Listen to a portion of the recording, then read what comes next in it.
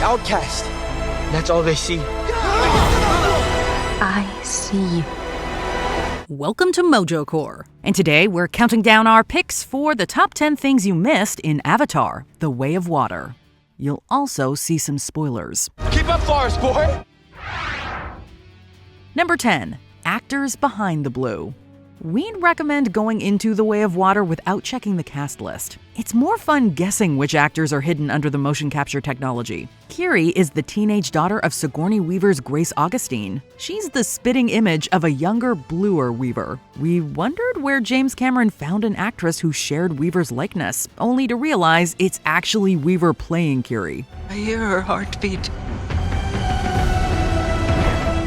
She's so close.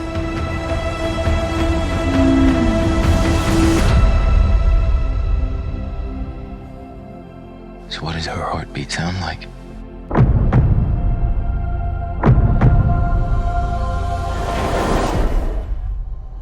Mighty. Cameron also reteams with Kate Winslet, although she couldn't look or sound less like Rose DeWitt-Bukater as Renelle. Teach me to ride like a man.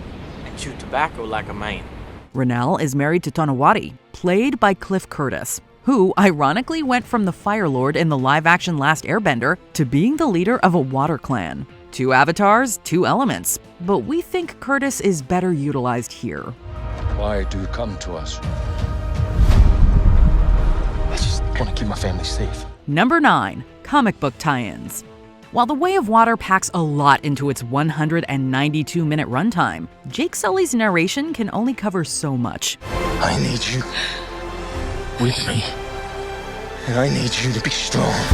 The 3-part tie-in comic Avatar: The High Ground offers more insight into plot points that are glanced over. The comics most notably fill in the gaps between the humans' return to Pandora and the time jump early in the film. It's explored why certain Na'vi use guns now, why the Na'vi weren't better prepared for human retaliation, and Neytiri's strained relationship with Spider. The identity of Spider's mother is also revealed to be an RDA pilot named Paz Socorro. On top of that, there's more development for characters like Norm, who looks after Na'vi orphans, and background details on new characters like General Francis Ardmore.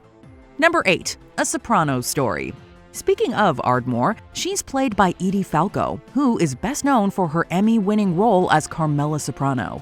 Except in cases of demonstrable fraud, transfer of title is binding once the grantee registers the deed with the county clerk. Falco's Sopranos roots may possess more significance than some might assume. At its core, The Way of Water is a story of family, with Jake and Neytiri torn between doing what's best for their clan and what's best for their children. This family.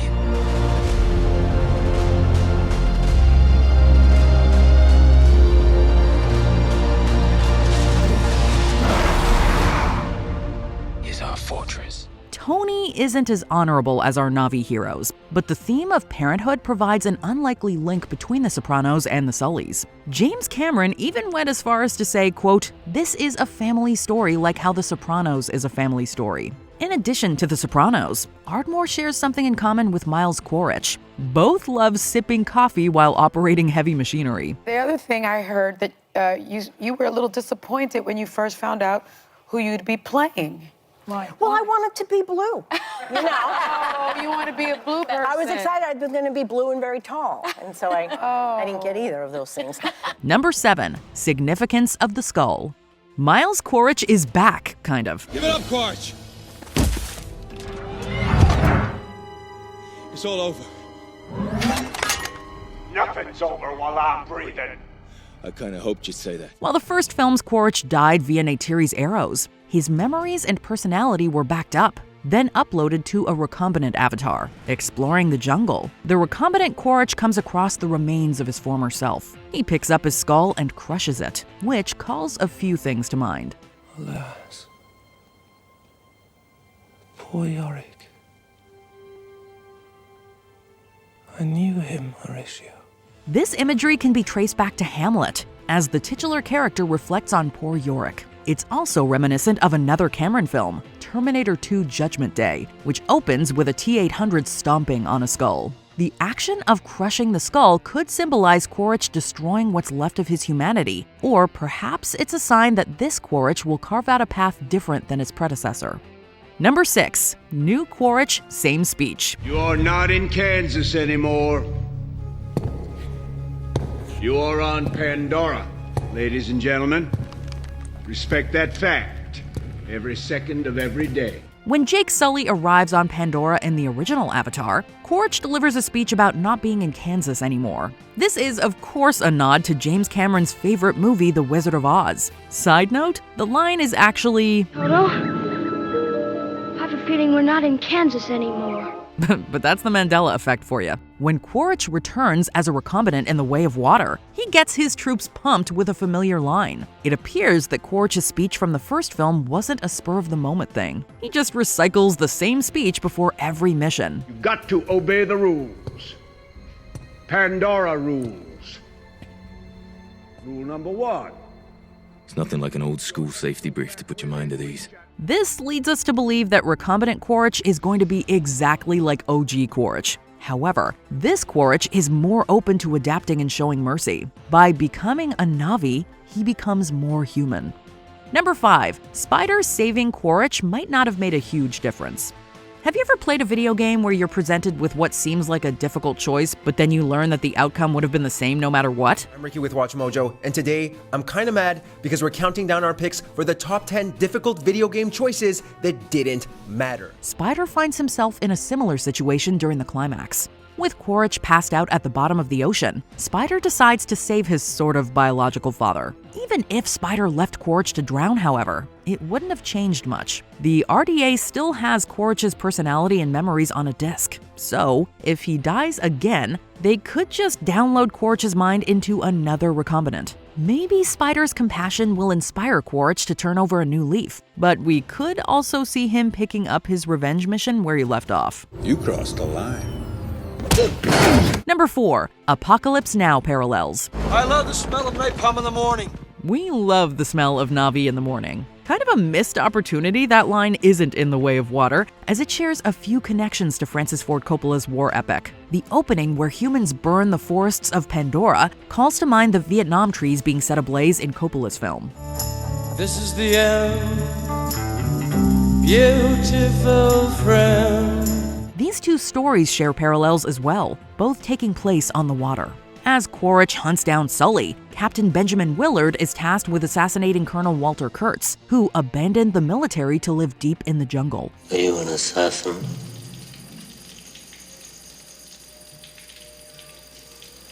I'm a soldier. You're neither. On top of that, the idea for Apocalypse Now was conceived in 1967, 12 years before the film finally came to the screen. Well, Cameron spent 13 making Avatar 2 a reality. Number 3. Ending on the eyes. Avatar is about seeing things from different perspectives, or in Jake's case, a literal different pair of eyes. The film thus ends with a close-up of Jake's Na'vi eyes as his consciousness is transferred from his human body to his avatar.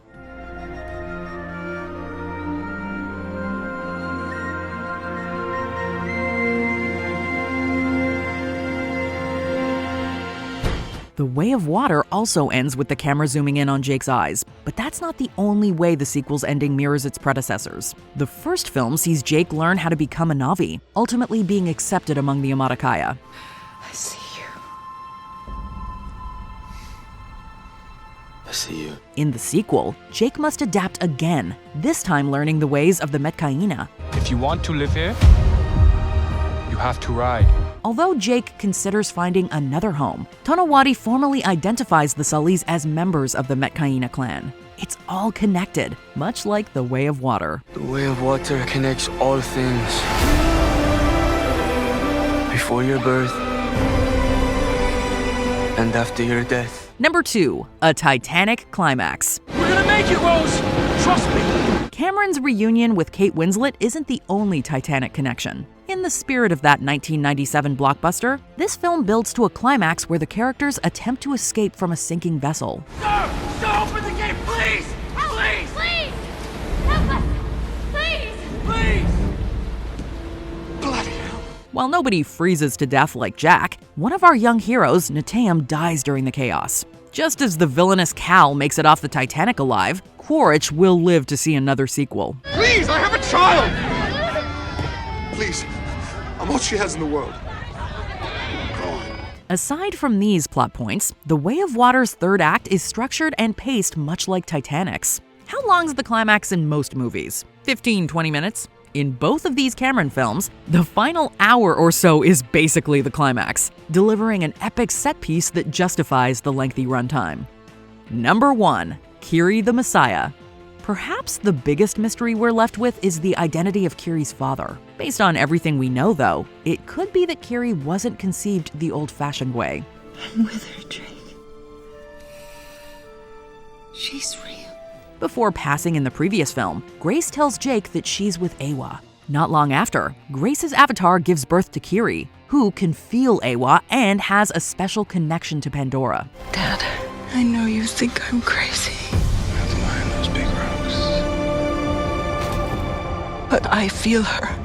It's possible that Awa gave Kiri life through Grace, calling certain religious figures to mind. Future films could see Kiri develop into a messiah, liberating her people from those who've taken their land. Kiri's near-death experience also might be hinting at a sacrifice she'll eventually have to make. For now, Kiri is still growing, with her first swim being something of a baptism. Did you catch any little things while watching The Way of Water? Let us know in the comments.